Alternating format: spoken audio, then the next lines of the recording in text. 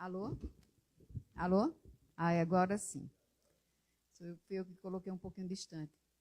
Eu vou recomeçar, né? Boa noite a todos, a todas. Que a paz de Jesus esteja com todos nós. E hoje nós temos...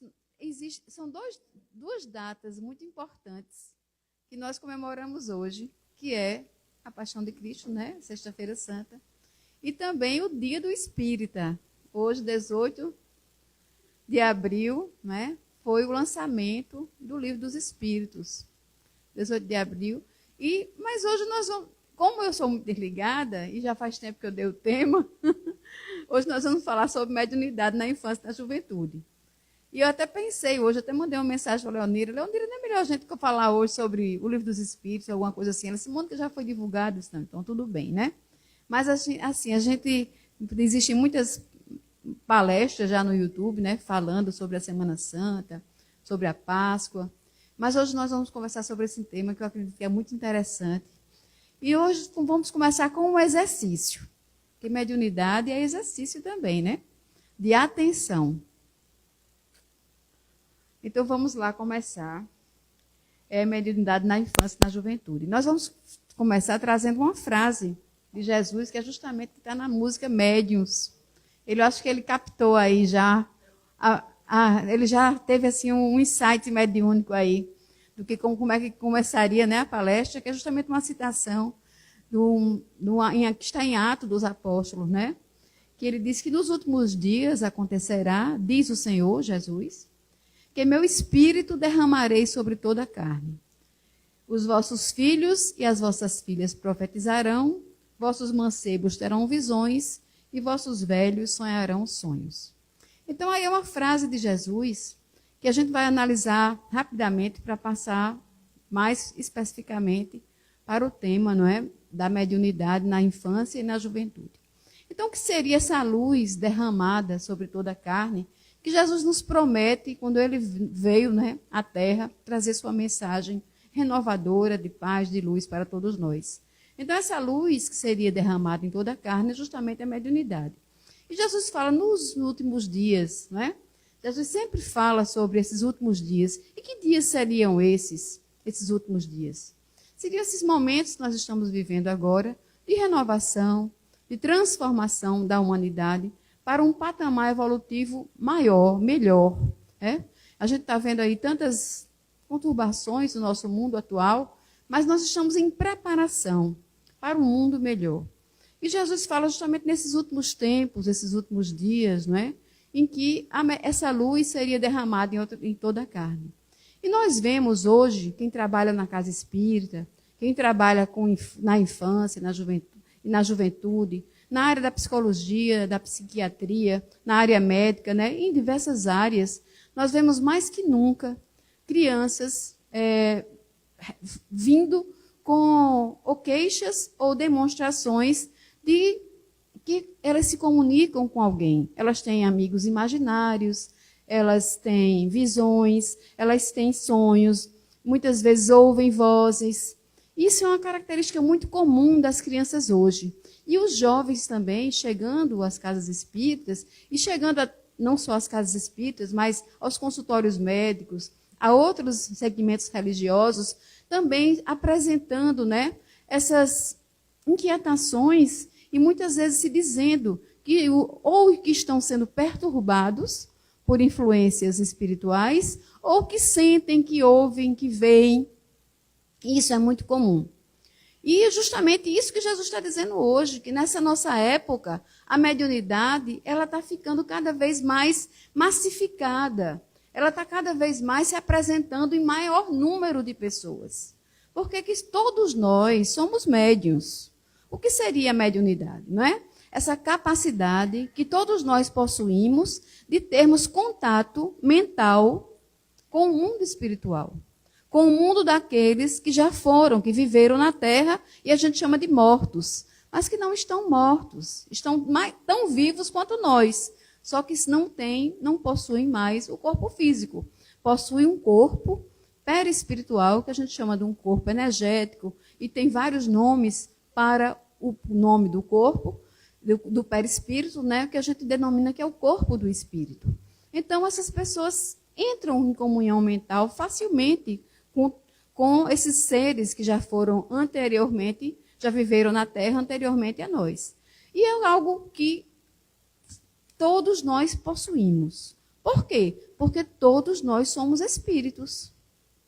Todos somos espíritos. Estamos encarnados, estamos hoje vestindo um corpo físico, mas não deixamos de ser espírito por isso. E nossa mente, ela está ligada no mundo físico, mas também está ligada no mundo espiritual. E muitas vezes nós temos umas pessoas mais ou menos. Todas possuímos essa característica de nos comunicar com o mundo dos espíritos. Mas algumas pessoas sentem com mais facilidade essa comunicação e outras pessoas com menos facilidade. Outras pessoas têm mais visões, outras pessoas ouvem, outras pessoas têm a possibilidade de escrever sob influência, de ter intuição, de ter também captação de pensamentos. Mas todos nós possuímos de alguma forma. Acontece que nós fomos educados de forma tão, para viver a vida, tão assim, dando ênfase aos nossos sentidos materiais, às nossas preocupações materiais, que nós muitas vezes deixamos de perceber, muitas vezes, os pensamentos que nos chegam por via intuitiva, que nos chegam sempre, as influências que os espíritos nos oferecem, porque todos nós recebemos essas influências espirituais. Mas nós vamos falar hoje, especificamente, sobre a mediunidade na infância e na juventude. E nós vamos perguntar, primeiramente, quem é a criança? Porque quando a gente vê uma criança tão pequenininha, às vezes, né? Chega na nossa casa, aquele serzinho que encarna, e vem de forma tão angelical, às vezes tão inocente, e a gente se encanta tanto com aquela criaturazinha, mas a gente deve sempre se perguntar quem é a criança, não é? Então, a criança é o espírito imortal que chega da erraticidade, ou seja, do mundo espiritual, para se aperfeiçoar. Então, a criança, como a gente está vendo até aqui nessa imagem, né? A criança é um ser que sua vida, de acordo com os espíritos, ela não começou ali, naquele momento em que ela encarna. O espiritismo, como nós bem sabemos, o nosso irmão até nos antecedeu aqui quando abriu a reunião, falou sobre a reencarnação. Nós somos reencarnacionistas. E acreditamos que em algum momento no universo, nós fomos criados pelo Pai, por Deus. Nós fomos criados simples e ignorantes, sem nenhum conhecimento. Mas Deus nos cria com o objetivo de nós aprendermos, nós a desabrochar a nossa sensibilidade, o nosso pensamento, o nosso conhecimento, os nossos sentimentos, enfim, nós nos tornarmos dia a dia criaturas melhores. E para isso existe a reencarnação. E quando nós recebemos a criancinha, ela já tem uma história, ela já tem um passado, que ela já viveu muitas vidas. Então nós vemos que as crianças nos chegam, elas já têm suas inclinações. Gostam mais do pai ou gostam mais da mãe, sentem muitas vezes uma determinada antipatia por alguém, ou uma simpatia maior por outro. Uns começam a estudar, gostam mais de matemática, sentem facilidade em algumas matérias, outros dificuldades. Uns já se mostram que gostam de instrumentos musicais, que têm inclinação para as artes, outros já têm inclinação para esporte. Então, essas crianças já vêm com as suas inclinações, com suas histórias, com aquilo que ela gosta e tem mais facilidade ou dificuldade. Então, nós vemos as crianças chegarem para a nossa vida nesse sentido, não é? De que as crianças, elas têm uma história passada. Elas já viveram outras vidas. Elas têm suas experiências e essas experiências as caracterizam do hoje. Emmanuel tem uma frase que diz assim: o berço de agora retrata o ontem. Nosso ontem que passou, né? Então, nós somos o retrato da acumulação daquelas nossas existências e dos nossos pensamentos, dos nossos sentimentos e das nossas ações, que muitas vezes são ações boas, mas muitas vezes não são ações tão boas. Então, essa criança já chega, né, com essa característica. E vamos perguntar também, nós estamos falando de criança e de jovens, adolescentes. E quem são esses jovens? Quem são os adolescentes que também, de repente, aquele adolescente, ele é uma pessoa tranquila, pacata, é uma criança muitas vezes que dócil, e de repente, chega a uma determinada idade, o adolescente se revela, se modifica. Muitas vezes fica arredio, fica agressivo, fica mais trancado nele mesmo, não é? E muitas vezes os pais se surpreendem com a mudança que de repente se opera em determinadas pessoas quando chegam na adolescência.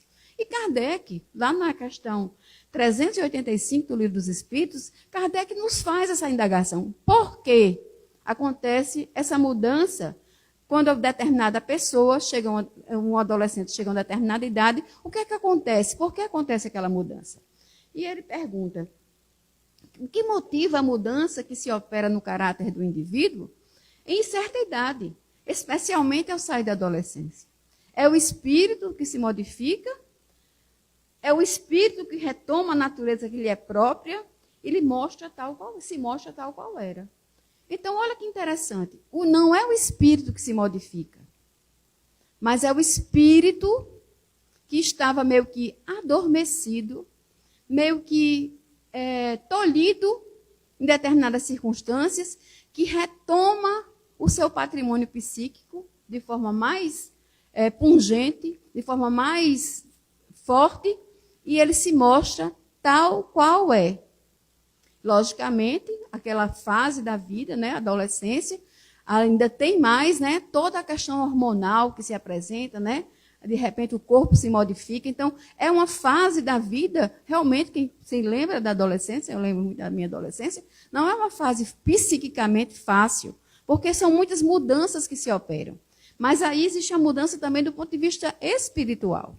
André Luiz, no livro Missionários da Luz, né, que é uma coleção muito interessante, que nós lemos muito, né, nós espíritos, e festejamos muito essa coleção de André Luiz. Nesse livro Missionários da Luz, André Luiz fala sobre a epífise ou glândula pineal. É uma glândula que nós temos, né, aqui, que vai aqui, no cérebro.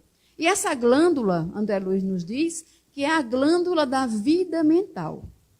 Isso é a ciência, na época, né, que esse livro foi escrito, a ciência achava que aquela glândula era só apenas que regulava a parte hormonal e sexual da criança e do adolescente.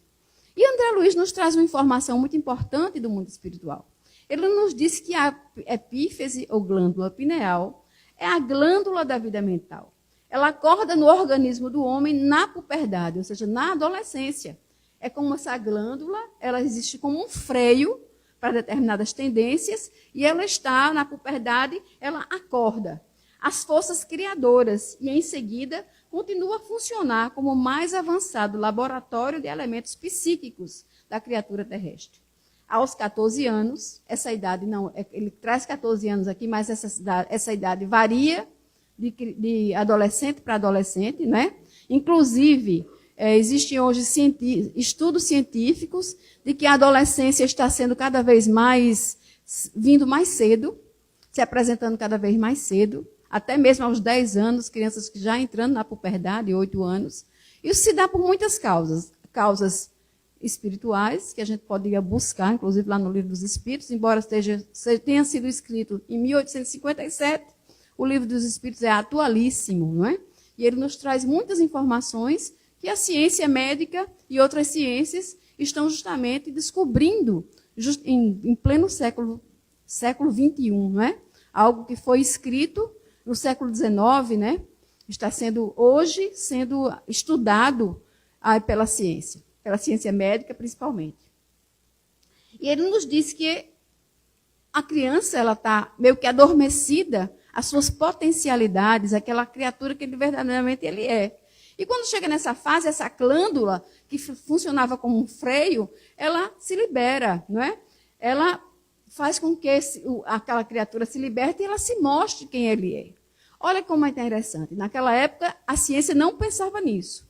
Mas hoje, nos estudos dessa glândula pineal, né, na epífise, se encontra justamente a observação científica de que aquilo que Chico Xavier escreveu, né, pela mediunidade, Chico Xavier, que André Luiz escreveu, se encontra que é verdadeiro, é comprovado. E a epífise é justamente a glândula da mediunidade.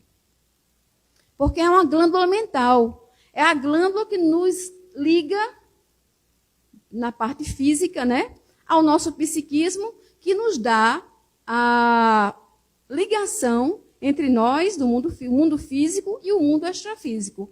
É a glândula através da qual nós temos a percepção do mundo extrafísico. E na adolescência, essa glândula, ela vem, né, ela se libera, e é na fase justamente em que ocorre mais a eclosão da mediunidade. Muitas vezes os espíritos, né, aquele jovem, eles começam a ter as sensações, as percepções mais aguçadas do mundo espiritual. Muitas vezes essas percepções, elas vêm de forma muito tranquila. Elas vêm muitas vezes de forma a que a pessoa passa por aquilo, sente uma paz, sente uma tranquilidade, muitas vezes sonha, muitas vezes vê espíritos, mas está tranquilo, ela não sente uma perturbação. Mas muitas vezes acontece que essa mediunidade chega na adolescência com um sentido de perturbação mesmo, de que a pessoa fica muitas vezes desestabilizada. Mas muitas vezes a pessoa pergunta, né? Eu já ouvi essa pergunta. Mas por que Deus faz com que a gente tenha, né, essa capacidade de nos conectar com o mundo espiritual? E muitas vezes essa capacidade, ela nos traz perturbações. Muitas vezes essa capacidade de conexão com o mundo espiritual, de percepção do mundo espiritual, nos traz dor, nos traz medo, nos traz angústias. Por que isso acontece? Gente, nós somos pessoas muito comprometidas. Deus, Ele nos cria para que nós possamos cada vez mais evoluir. Tudo é uma questão, às vezes, de visão. Como a gente vê a mediunidade. Porque para muitas pessoas, se essa mediunidade, se essas coisas não se apresentassem em determinada idade, talvez nunca tivessem vindo a um centro espírita. Talvez nunca tinham se tornado espíritas. Talvez nunca tenham se perguntado e até mesmo se freado em determinadas circunstâncias. Porque a mediunidade, ela é um convite. É um convite para a nossa melhora íntima. É um convite para que nós possamos cada vez mais sutilizar as ondas do nosso pensamento. Porque todos nós, está lá a questão 459 do Livro dos Espíritos, a gente não está falando, né, especificamente do Livro dos Espíritos, mas citando o Livro dos Espíritos, que está fazendo hoje aniversário, muitas vezes, lá no Livro dos Espíritos, é uma questão 459, que Kardec pergunta se os espíritos nos influenciam. E eles dizem e os espíritos nos dizem que os espíritos nos influenciam muito mais do que nós imaginamos, que de ordinário eles nos dirigem. Então, todos nós sim temos influências espirituais.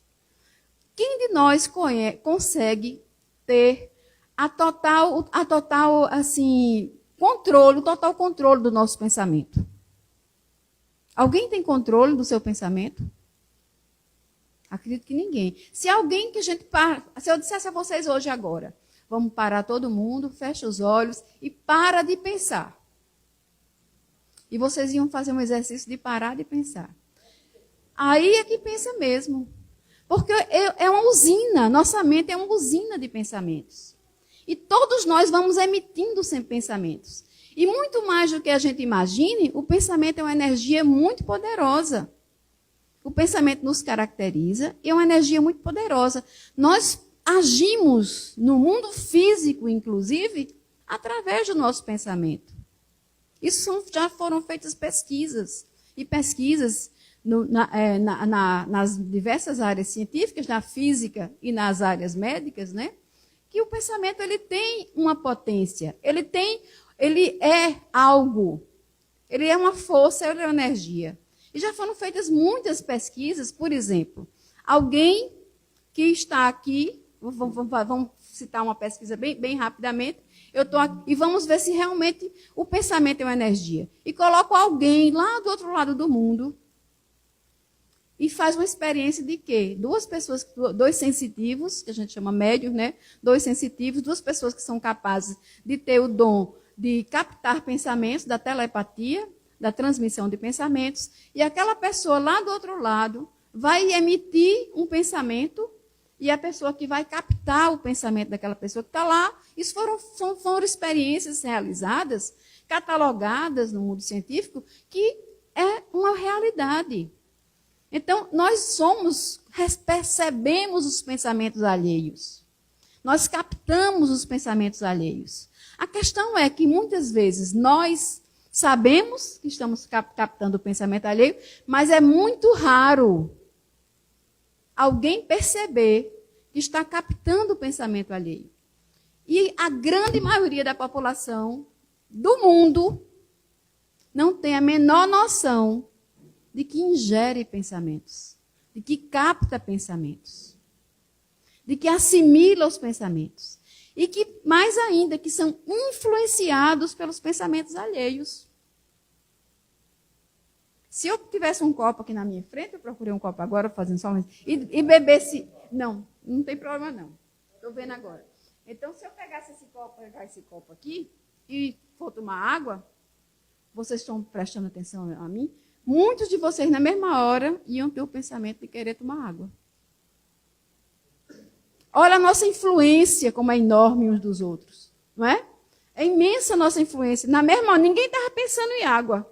Mas quando eu pego o copo e tomo água, se você fosse fazer uma pesquisa aqui, mais de 90% das pessoas teriam pensado em água. Eita, estou com sede, quero beber água.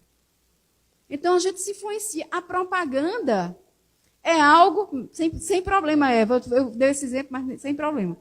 A nossa propaganda, aí que a gente vê aí, né, as propagandas as mais variadas possíveis, para a gente consumir os mais variados produtos, elas trabalham com isso, com a influência sutil. E quanto mais sutil a influência que é exercida por nós, quanto mais inconsciência nós temos a respeito dos pensamentos que nós assimilamos, que nós captamos e que nos influenciam, mais esses pensamentos têm força em nossa ação. Agora tem, viu, gente? Agora eu vou tomar água e todo mundo vai dizer assim, eita. Então, gente, a gente voltar aqui, né? Então, a propaganda se utiliza muito disso. E quanto mais subliminar, quanto mais sutil essa propaganda nos chega, mais ela tem o poder de nos influenciar. E isso também acontece no mundo espiritual em relação a nós. Nós somos influenciados, todos nós, uns pelos outros, encarnados, e também pela questão dos espíritos, né? Então, vivemos influenciados por espíritos desde a infância. Porque a mediunidade, embora ela ecloda mais especificamente dessa fase da puberdade, dessa fase da adolescência, as crianças também assimilam. E muitas vezes não é raro os pais levarem aos consultórios psicológicos, né? Crianças que vêm, que têm amigo imaginário, que de repente vê um avô que já morreu há vários tempos, que ela não tem nenhum conhecimento, diz o nome, vovô fulano está aqui, eu vi vovô fulano, eu conversar com alguém, é muito, muito comum. As crianças terem essa sensibilidade maior de captar o mundo espiritual. É muito comum. Mas vamos seguir, não é? E Kardec, ele pergunta lá no Livro dos Espíritos se é inconveniente ou conveniente que a criança comece, né, a desenvolver a mediunidade desde cedo. E os espíritos dizem que não. Vou passar rapidinho para poder dar tempo de ver tudo, tá? E existem dois tipos de médios, né? Eu vou passar aquilo ali, que é muito específico do livro dos livros dos médios, para a gente chegar a uma ideia, né, que a gente está querendo passar hoje aqui na palestra, porque nós temos um tempo. E ele tem duas questões lá no livro dos médios, que a criança, embora ela tenha uma capacidade psíquica de assimilar as questões espirituais, Não é recomendado de forma nenhuma desenvolver a mediunidade na criança desde cedo. Não é recomendado. Por que a gente diz isso? Porque de vez em quando, nas casas espíritas, acontece pessoas de virem e dizer, olha, meu filho muito cedo, criança, e ele já tem mediunidade. Eu já queria que ele desenvolvesse, eu já queria que ele isso, que ele aquilo.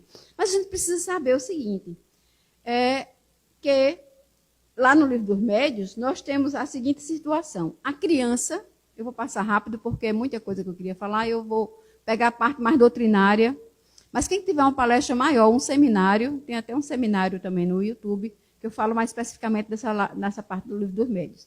Mas por que não a criança? Embora a criança capte do mundo espiritual essas influências. O que é que os espíritos nos dizem?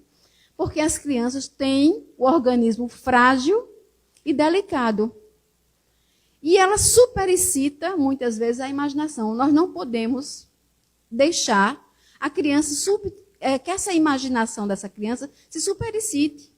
E quando acontece, a criança, de repente, não vou falar de mediunidade, eu não vou tratar de mediunidade com a criança, mas ela vê, ela sente e ela tem a curiosidade de nos perguntar como é que a gente vai encaminhar essa criança. Eu digo isso porque isso está sendo cada vez mais comum, esse tipo de abordagem das crianças para com os pais, para com os professores. O que é que faz? E o que é que o Livro dos Médiuns nos dizem?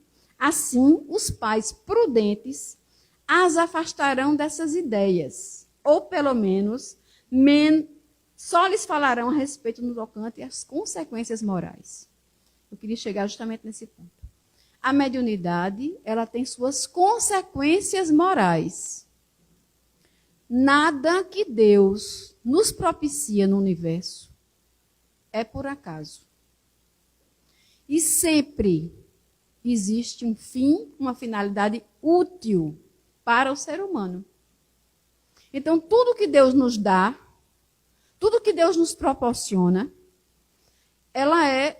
tem um motivo, e o motivo sempre é útil. E a mediunidade nos é extremamente útil.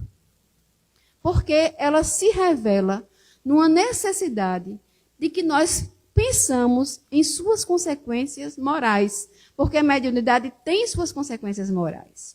Então, a mediunidade, muitas vezes, os espíritos nos dizem, que ela é um instrumento para que nós possamos desenvolver o nosso ser integral. O que é esse ser integral? Esse ser pleno que Jesus se apresentou para nós. Jesus, quando veio à Terra, está lá também no Livro dos Espíritos, qual o ser mais perfeito que poderia nos servir de exemplo? Veio de Jesus. Porque ele era a criatura integral. Jesus, ele não tinha preconceito, Jesus não tinha, era sempre acolhedor, era sempre amoroso, não é? Mas para que ele chegasse àquele patamar, ele passou por um caminho. Ou vocês acham que Deus criou Jesus da maneira já perfeito, já puro? Prestem atenção. O que é que a nossa doutrina espírita nos diz? Deus nos cria simples, ignorantes, com o propósito de nós chegarmos a seres perfeitos, puros, espíritos puros. Mas para isso ele nos dá uma trajetória. Ele nos dá um caminho. E Deus é justo e bom. Então, se Deus é justo e bom, uma das primeiras consequências da justiça seria o quê? A igualdade? Vocês concordam que todos somos iguais perante Deus? Não é? Então, se todos somos iguais perante Deus, poderia Deus criar seres superiores e seres inferiores? Seria justo? Anjos e criaturas que iam começar tudo do zero até chegar a ser anjo. Então, Deus é justo e bom. Ele cria todo mundo no mesmo patamar. E nós vamos nos desenvolvendo. Nós vamos desabrochando. Nós vamos caminhando para chegarmos àquela criatura, ao ser integral. E para isso nós temos várias potencialidades.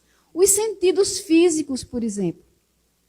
Nós temos a visão, tem pessoas que têm problemas nos sentidos, mas nós temos o olfato, nós temos o tato, nós temos, nós pensamos, nós raciocinamos, cada vez mais que a gente vai evoluindo, a gente vai sutilizando mais nosso pensamento vai ficando mais rápido, nosso raciocínio cada vez maior, a gente consegue resolver problemas mais complexos, não é isso?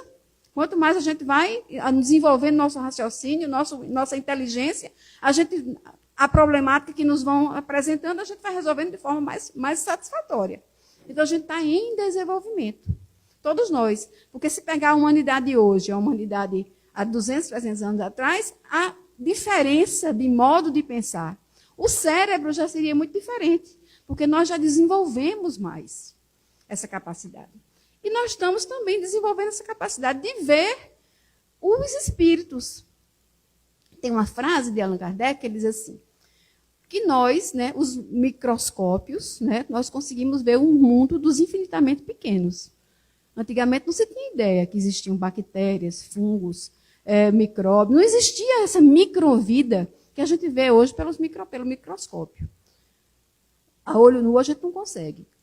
Os astros, as estrelas, os planetas que a gente diz, esse mundo imenso do universo, a olho nu também a gente não consegue ver. A gente olha para o céu, vê algumas estrelas, algumas coisas. Mas a realidade do mundo, do universo, a gente não tem. Foram os telescópios que nos deram essa imagem, essa noção do que seria o infinitamente grande.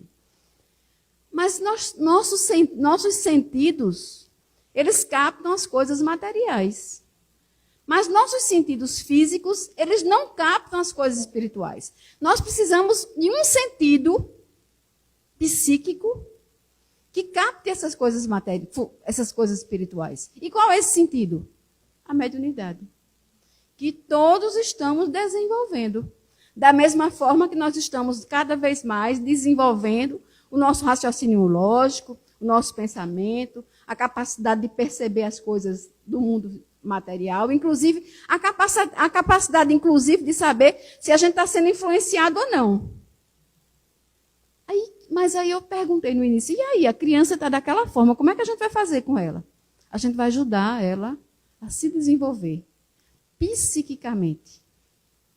Primeiro, incutindo nela as noções do Evangelho, as noções do bem, as noções do amor, as noções do compartilhar, as noções daquelas que nos fazem verdadeiramente irmãos, fraternos de uns para com os outros. Mas, além disso, o que é que a gente pode fazer com a criança? A criança ajudar a fazer uma prece, ensinar uma criança a fazer a prece. Tem muita gente adulta que não sabe fazer uma prece. Muitas vezes, no momentos de aflição, nem todos nós somos capazes de fazer uma prece. Vocês já pensaram nisso? Como algo que... Por que a gente às vezes não consegue? Porque a gente não consegue se aquietar.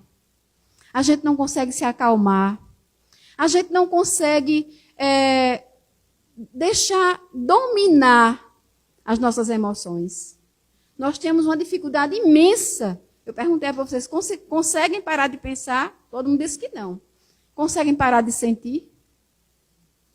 Conseguem parar, quando tiver uma raiva, dominar o seu sentimento, dizer a ele, e conversar com ele, e racionalizar com ele, junto com ele, para que aquele sentimento fique mais brando quando ele é ruim, ou que você educar um sentimento. Vocês já tiveram essa preocupação? Vocês sabem fazer isso? Fazem isso? Isso é de extrema importância. E nós deveríamos fazer isso, ter isso como prática diária. Mas nós não aprendemos isso. A nos acalmar, aquietar o pensamento. Aí quando a gente, de repente, tem uma emoção muito forte, uma raiva muito grande, uma decepção muito grande da vida, o que é que acontece? A gente desarmoniza, a gente adoece, a gente é joguete, muitas vezes, das forças espirituais que nos circundam. Espíritos que muitas vezes vêm, que são atraídos pelos nossos maus pensamentos e fazem com que aquilo que a gente está sentindo fique ainda mais potencializado, parece até mais difícil, porque nós não trabalhamos o nosso pensamento. Nós não trabalhamos nosso pensamento. E muitas vezes nessas circunstâncias a gente para e quer fazer uma prece e a gente não consegue. Eu não sei se eu estou falando grego ou se isso acontece com todo mundo. Muitas vezes as pessoas chegam numa casa espírita ou em outro lugar dizendo, eu preciso de uma prece. E por que você mesma não faz uma prece por você? Porque a pessoa não tem condições de se harmonizar e fazer uma prece. E por que não ensinar isso na infância? Essas crianças estão cada vez mais antenadas, elas estão cada vez mais de forma mais rápida, sem que os pais e os cuidadores, os professores, os tios, os avós percebam, elas estão recebendo muitas informações, muitas vezes extremamente equivocadas, e elas não sabem distinguir o que é bom e o que é ruim. Elas não sabem distinguir o que é uma influência, que ela está agindo através de uma influência, seja ela de um espírito desencarnado, como também de espíritos encarnados. Porque muitas vezes elas agem facilmente influenciadas até pelos amigos. Porque ela não sabe praticar o autoconhecimento. O que verdadeiramente eu sou? O que verdadeiramente eu penso? Ver-se como filho de Deus. Ver-se como um ser em evolução. Aí entra a pedagogia espírita. Extremamente importante para dar a essa geração que está tão, que a gente até hoje a gente vê pelas matérias, a gente vê pelas séries, né? Quem assistiu uma série chamada Adolescência na Netflix, não sei se vocês assistiram, a gente fica impactado com o mundo que principalmente em relação às redes, né? Ao mundo virtual, a realidade virtual que essa gente está vivendo. É muito triste. Eles estão assim, perdidos. E precisa, mais que nunca, a nossa sociedade parar e pensar, porque se eles são influenciados por vivos, eles também são influenciados por aqueles espíritos. Todos são, todos nós somos. E nós precisamos aprender a lidar com essas forças. E como é que a gente lida com isso? Educando o nosso pensamento, fazendo um processo de autoconhecimento, aprendendo desde cedo a criança a ficar quieta, parada. A criança não consegue. Aí vem as síndromes, né? De TDAH, de pensamento acelerado, disso que Eva sabe mais do que eu, que trabalha na área. Aí vem as frustrações, não consegue lidar com as frustrações. Aí vem o sentimento de culpa dos pais, a depressão, e muitas vezes resvala até para coisas piores como o suicídio. E o que nós podemos fazer com todo o conhecimento espírita que nós temos em nossas mãos por essas crianças e esses adolescentes? Ensinar essas verdades. Mostrar a realidade espiritual do ser e que nós estamos aqui para evoluir. E que nada de dizer, mamãe, eu vi um espírito, mamãe. Eu estou com medo de dormir porque eu tenho um pesadelo e lá aparecem monstros. Isso é muito comum. Eu fui uma criança que fui muito perturbada na infância por causa da mediunidade. Né? Eu vejo monstros. Eu isso, aquilo, outro. Eu estou vendo um tio que já morreu. Eu estou escutando vozes. Eu estou vendo coisas. E saber lidar com isso. Jamais dizer, isso é mentira, isso não é verdade, não, meu filho, você não está vendo nada. A coisa pior do mundo é a gente saber que a gente está vendo uma coisa, sentindo alguma coisa, e outra pessoa vir e minimizar aquilo que nós estamos sentindo, estamos pensando, estamos vendo. Não é? Isso é muito ruim. E a criança mais ainda. A gente nega a ela uma coisa que para ela é real. Não é real para a gente, mas para ela é real. Então vamos dizer, meu filho, o que é que você está vendo? Vamos fazer a nossa prece. Vamos conversar com essa criatura que chega. Né? Começa a fazer o evangelho no lar. Muito importante nós que somos espíritas termos o hábito do evangelho no lar na nossa casa. Levar a criança à evangelização. E começar uma educação espiritual para as crianças. Porque prepara a sua criança, não é só para lidar com o espírito, não. Prepara a sua criança para lidar com a vida, com as frustrações, com as más influências, inclusive de vivos, de coleguinhas, de amiguinhos, de internet, de rede social. E o adolescente? A criança já passou. A fase da criança, muito bom quando tudo isso começa na fase infantil. Porque, como a gente viu, ela ainda está sob o freio da epífise, que ainda não aflorou, né? A glândula pineal, que ela mesmo meio que envolve, né? Que contrai aquilo ali. Melhor ainda que quando na criança ela recebe esses ensinamentos. Mas aí, de repente, virou jovem. A gente não conseguiu dar aquilo que a criança necessitava na época, né? Como um bom encaminhamento espiritual, evangélico, para essa criança. Ficou jovem. E aí? Nunca é tarde. E a mediunidade é justamente algo que nos chama, porque a criança, quando ela começa a sentir, né, essas influências, quando ela começa a dizer que ela vê, que ela sonha, que ela se desdobra, que ela ouve, e que ela tem as sensações, os arrepios, né, a sensação que eu não estou sozinho, eu estou com alguém, e olha para trás, não vê ninguém. Eu não sei se eu estou falando grego. Já sentiram isso que eu estou dizendo? Alguém já sentiu aqui? Olha, muita gente balançando a cabeça. E talvez, se não fosse isso, a gente não estava hoje na casa espírita, né? E essas pessoas veem isso, e o que é que eu faço? E começam a ensinar a questão do pensamento. Nós somos o que pensamos. Você está captando pensamentos alheios. Pode ser de pessoas vivas e pessoas desencarnadas. E a pessoa começa a perceber que quando ela chega em determinadas circunstâncias, de alguns ambientes, por exemplo, como, por exemplo, ambientes mais conturbados, música alta, muita agitação, muitas dessas pessoas não se sentem bem. Por quê? A vibração do ambiente. O médium, ele é mais sensibilizado. Então, quando ele começa a aflorar, né, muitas vezes o jovem, ele começa a ver que aquele ambiente não é para ele. Por quê? Porque ele não se sente bem ali. Mas aí está na moda. Os amiguinhos vão. E como é que ele fica? Ele vai ficar ser excluído?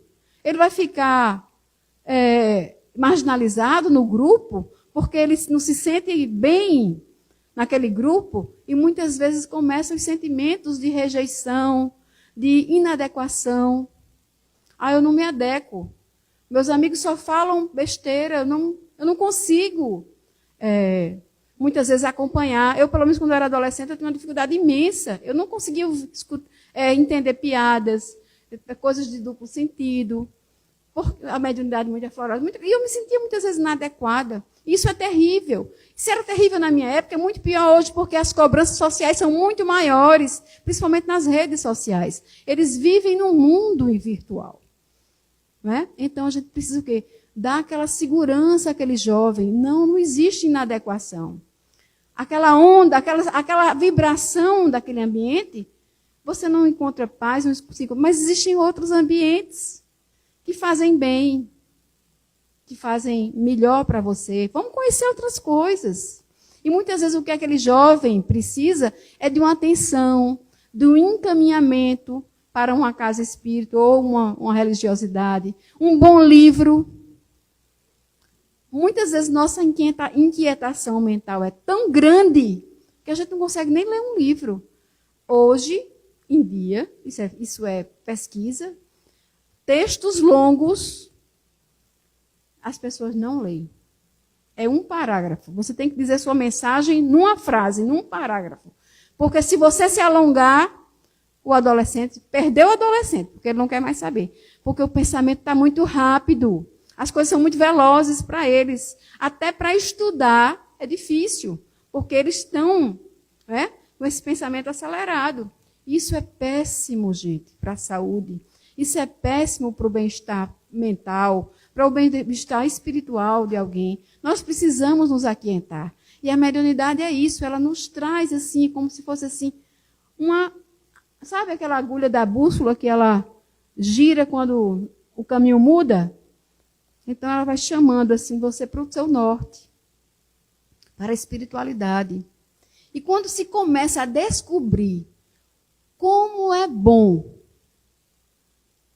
um livro edificante, uma música boa, um ambiente tranquilo, calmo, a gente está bem conosco mesmo, esse processo de autoconhecimento, esse processo de espiritualização, de autoeducação, que nós somos os nossos maiores educadores, nós mesmos.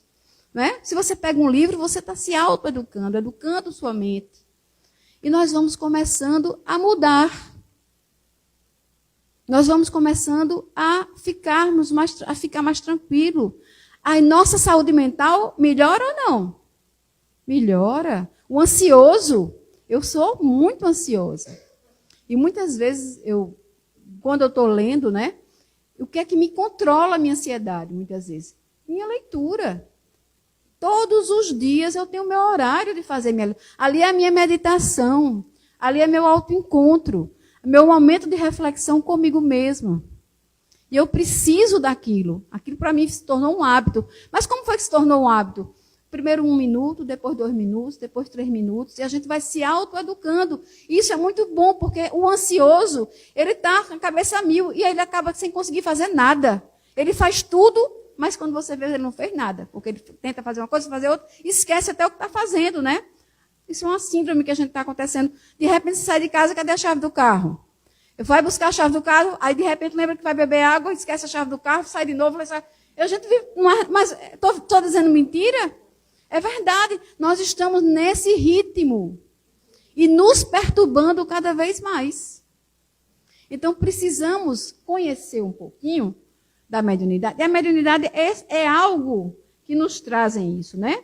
E aí, para o desenvolvimento, desenvolver a mediunidade, estudar-se a si mesmo, estudar o Evangelho, estudar a doutrina espírita, quanto mais cedo, melhor. Desenvolver a mediunidade, ela precisa ter um tempo. Kardec perguntou lá aos espíritos, né, se existe uma idade para que, se essa mediunidade seja começar a falar, a trazer a pessoa para a mediunidade. E ele disse que não tem limite, os espíritos dizem que não tem limite de idade, mas depende inteiramente do desenvolvimento físico e, mais particularmente, do desenvolvimento psíquico. Há crianças de 12 anos que seriam menos impressionadas do que muitas pessoas já formadas. Existem jovens maduros, existem jovens firmes, existem jovens, assim, psiquicamente, eles já estão preparados, né? Então, a gente viu que com esse momento em que o jovem se desenvolve de forma fisicamente, né? E mentalmente, na adolescência. Mas aí tem a questão do desenvolvimento psíquico. Uma coisa mental, né? A mente está apta para aquilo. O corpo, fisicamente, está apto para o desenvolvimento. Mas a questão psíquica, né? Como é que fica? Ele sabe ficar comportado, ele sabe parar, ele sabe fazer uma prece, ele já tem um pouco do autodomínio. Aí vem a necessidade do jovem iniciar a prática mediúnica. Antes disso, um estudo. Esse processo de autoconhecimento, procurar esse processo de autoconhecimento. Lá no livro No Invisível, Leon Denis diz assim: nada verdadeiramente importante se adquire sem trabalho. Tudo é um esforço. Tudo é um trabalho. E quanto mais importante a coisa, mais trabalho necessita. O desenvolvimento mental, espiritual, psíquico nosso, dá trabalho. E aí, trabalho requer outra coisa, para a gente realmente introjetar os valores que nós queremos. Trabalho e tempo. Fundamental. Ninguém constrói um hábito em uma semana. Ninguém constrói, principalmente, um hábito mental. Um hábito ruim, a gente no instante consegue. Não é não? Uma coisa... No instante a gente se habitua a fazer o que não presta, mas o que é bom, as coisas verdadeiramente importantes dão trabalho. E Leon Denis dá muito certo. Leva tempo. Então, você introjetar um hábito de aquietação mental, de leitura, de prece, de comunhão mental com o mundo espiritual, de desenvolvimento psíquico, que é o desenvolvimento mediúnico, porque você está o quê? Sutilizando o seu pensamento e nisso, sintonizando, conectando com a espiritualidade mais superior. Porque geralmente a gente só conecta com a espiritualidade mais inferior. E a gente vai adquirindo, né, esses hábitos mentais e nós vamos nos melhorando. uma lenta e laboriosa iniciação se impõe aos que buscam os bens superiores. Como todas as coisas, a formação e o exercício da mediunidade encontram dificuldades. As coisas boas são difíceis, não é? Bastante vezes já assinaladas. Convém insistirmos nisso, a fim de prevenir os médiuns contra as falsas interpretações, contra causas de erro e do desânimo. Porque muitas vezes as pessoas pensam, olha o que eu vou dizer agora. A gente acha que estudar mediunidade, desenvolver mediunidade, se faz dentro de uma sala espírita e numa mesa mediúnica. Não é esse mais o pensamento espírita. Nós desenvolvemos a mediunidade nos desenvolvendo em todos os setores da nossa vida.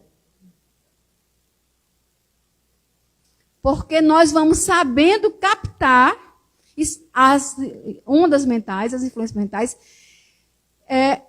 e indicar e saber se elas são boas ou más. Essa é a verdadeira mediunidade. Porque captar todo mundo capta. Ser influenciado todos nós somos. Mas nós precisamos saber o que nós estamos assimilando. Em que nós estamos sendo influenciados.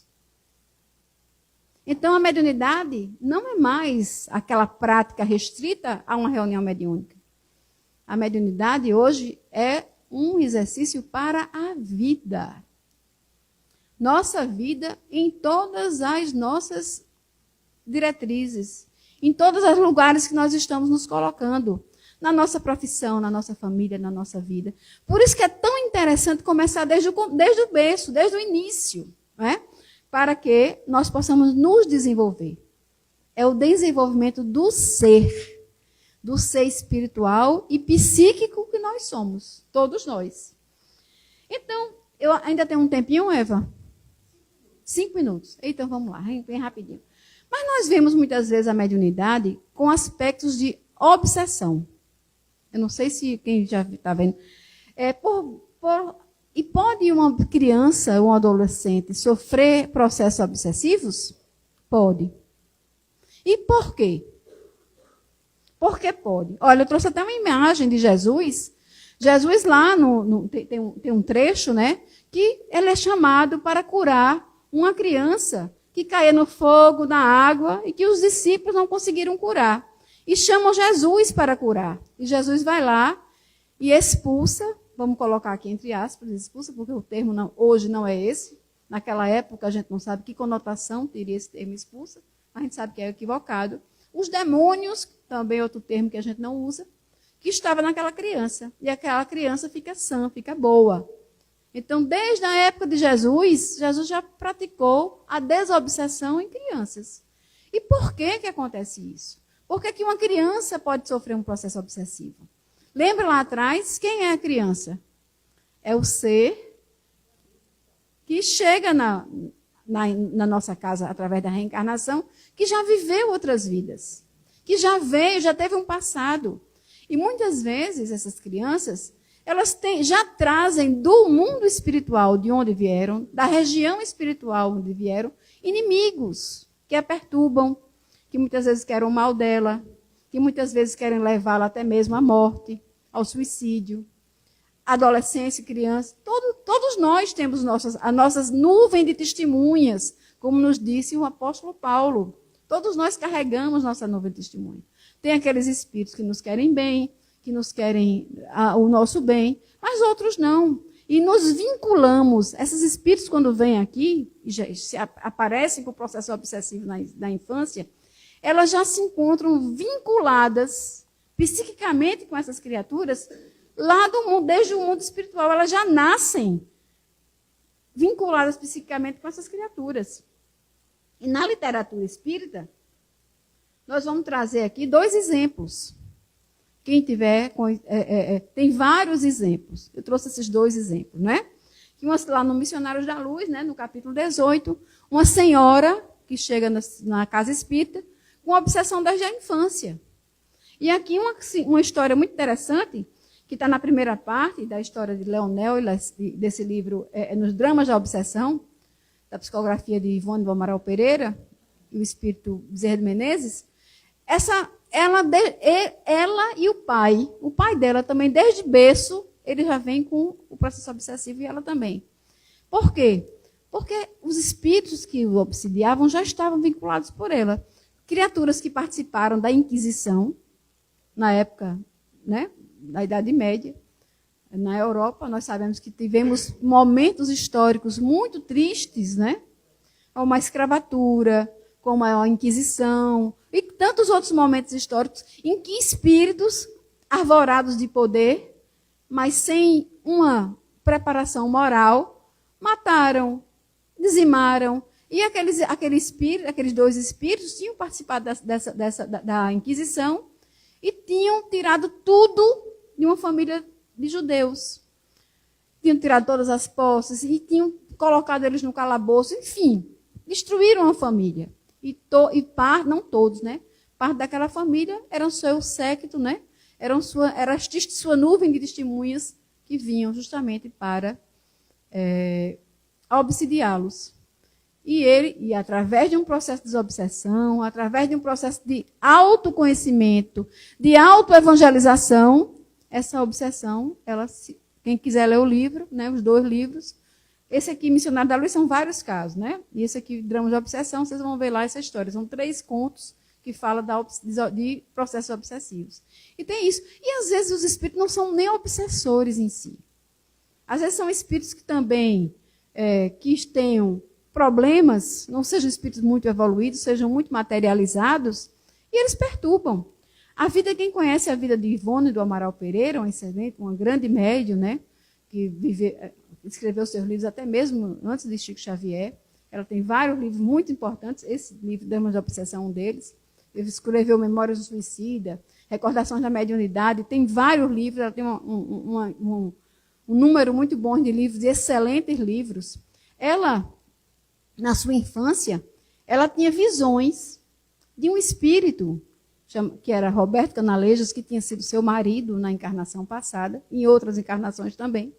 E quando esse espírito se aproximava dela, pelo fato dela ter feito ele ter traído ele ter praticado o suicídio na outra vida, ele não vinha com a intenção de prejudicá-la, não. Mas a aproximação dele, ela sentia tanta vergonha dela mesma, é como sua consciência, né?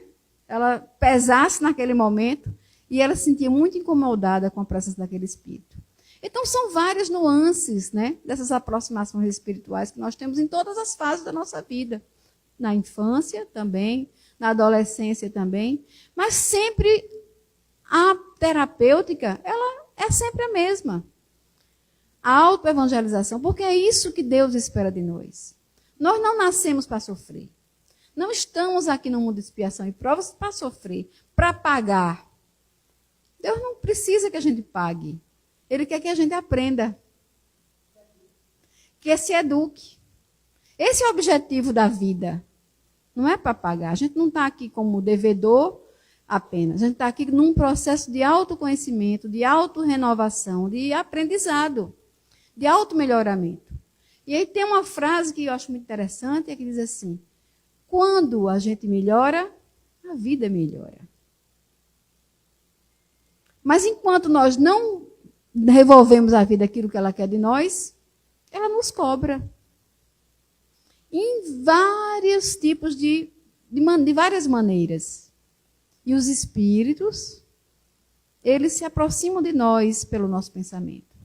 E quando nós pensamos de forma derrotista, de forma pessimista, de forma de nos culparmos, o auto-perdão é algo muito importante também, de nos desvincularmos das coisas boas, praticarmos o mal. Pode ser, né, quando a gente chega, pega o celular e manda uma mensagem que não é muito boa. Eles estão vendo. E eles nos assediam.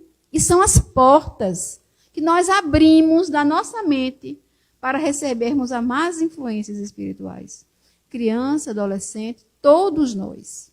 Então, a mediunidade é uma ferramenta para nos auxiliar nesse processo de autoeducação, que pode começar muito cedo, na infância, não é? e nunca termina a oportunidade. Nunca cessa a oportunidade dessa autorrenovação, dessa autoeducação que todos nós precisamos. Então, minha gente, era esse, né? Era essa a nossa mensagem hoje. E que Jesus abençoe a todos vocês. Espero que tenha sido uma reflexão boa aí para 2 dias de comemoração, né? De Semana Santa e Livro dos Espíritos. Assim seja.